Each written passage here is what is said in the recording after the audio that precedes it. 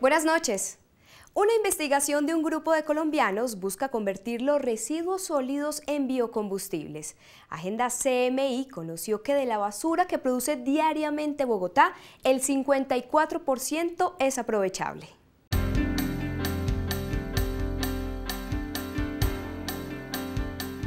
El concepto de residuo es relativo. ¿Relativo a quién? Al dueño. Algo que a mí me interesa no es un residuo, pero de pronto si no me interesa le puede interesar a otras personas. De allí que la definición de residuo va a depender del que esté mirando. Todos nuestros materiales, todo lo que nosotros usamos o consumimos diariamente provienen de recursos naturales que pueden ser vírgenes o pueden ser reusados o reciclados. En la medida en que nosotros reusamos o reciclamos, empezamos a generar una menor presión de los recursos naturales y eso es muy importante. Históricamente nosotros hemos siempre utilizado algún tipo, algún material, algún insumo para producir energía. Cuando hablamos de combustibles hacemos referencia a ese algo que nos produce la energía. Cuando le metemos el prefijo bio, estamos hablando de combustibles que tienen un origen eminentemente biológico. Cuando hablamos de biocombustibles estamos hablando de materiales que no han requerido de un proceso de tanto tiempo, sino más bien de un esfuerzo o transformación para que a partir de material vegetal o animal podamos llegar a un combustible que nos dé energía. Los biocombustibles de primera generación, como se denominan mundialmente, son aquellos que se han venido produciendo en los últimos 40 años en el mundo y se derivan de normalmente procesos biológicos y procesos físico-químicos, pero que tienen como materia prima elementos que pueden ser consumidos por el ser humano o por los animales.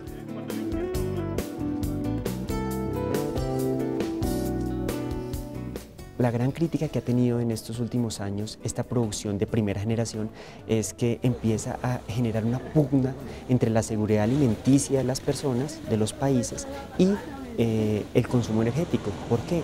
Porque si yo en vez de utilizar la caña de azúcar para producir azúcar que voy a consumir, la derivo hacia un proceso industrial, entonces estoy generando una demanda que me va a incrementar el precio y estoy casi que haciendo que se vuelva preferible convertir el azúcar en bioetanol o el maíz y el almidón del maíz en bioetanol que producir alimento.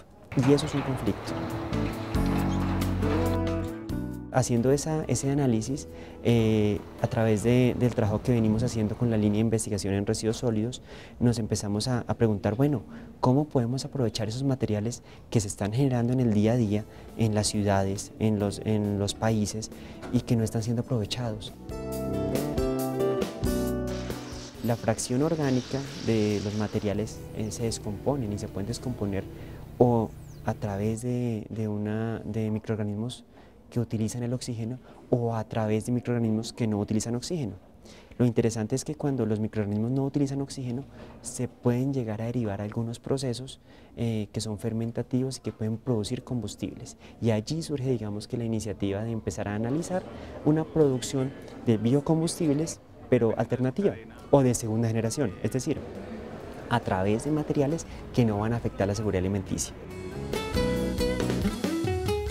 Este proyecto en particular que desarrollamos con el apoyo de la Universidad de Castilla-La Mancha en España, lo que buscó fue aprovechar la fracción orgánica, la parte orgánica, lo que se pudre, lo putrescible de los residuos sólidos urbanos y llevarlos a un proceso de fermentación y después de producción de bioetanol y destilación. Bueno, digamos que son unos procesos físico-químicos, pero ese bioetanol va a estar producido a través de algo que es un residuo, como lo hablamos al principio, algo que no nos interesa y por lo cual incluso estamos pagando para que se maneje, pero nos va a producir algo que sí nos sirve mucho y que nos va a servir como combustible, reemplazando un 10% en este momento, pero puede ser hasta un 50 o un 60% de la gasolina que consumen nuestros vehículos.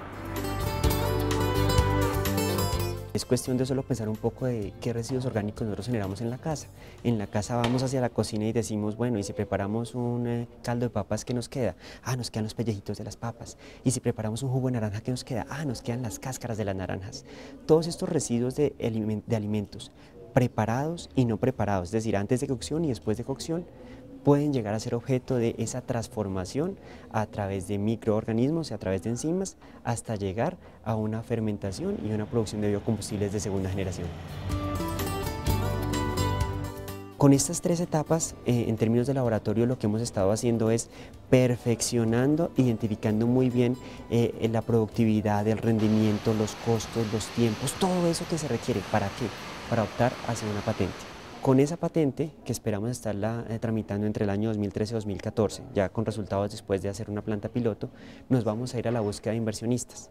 Esto debe ser un proceso que seguramente va a requerir de una alianza público-privada, que requiere unos recursos importantes, que no va a buscar en un principio tratar todos los residuos orgánicos de Bogotá, pero sí empezar a generar las opciones de plantas que creen empleo, generen biocombustible y aprovechen los residuos sólidos orgánicos que van a conllevar a una reducción en la presión que tenemos en el manejo de los residuos sólidos urbanos de Bogotá en el relleno sanitario de Ñuñoa.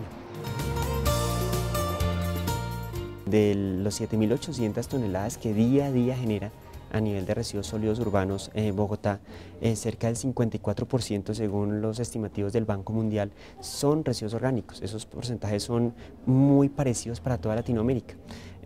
Entonces lo interesante es pensar que la solución que se está planteando no solo es para nosotros como ciudad, como Bogotá, ni para el país como Colombia, sino puede llegar a ser un ejemplo para todas las economías y todos los países latinoamericanos que tenemos la misma situación.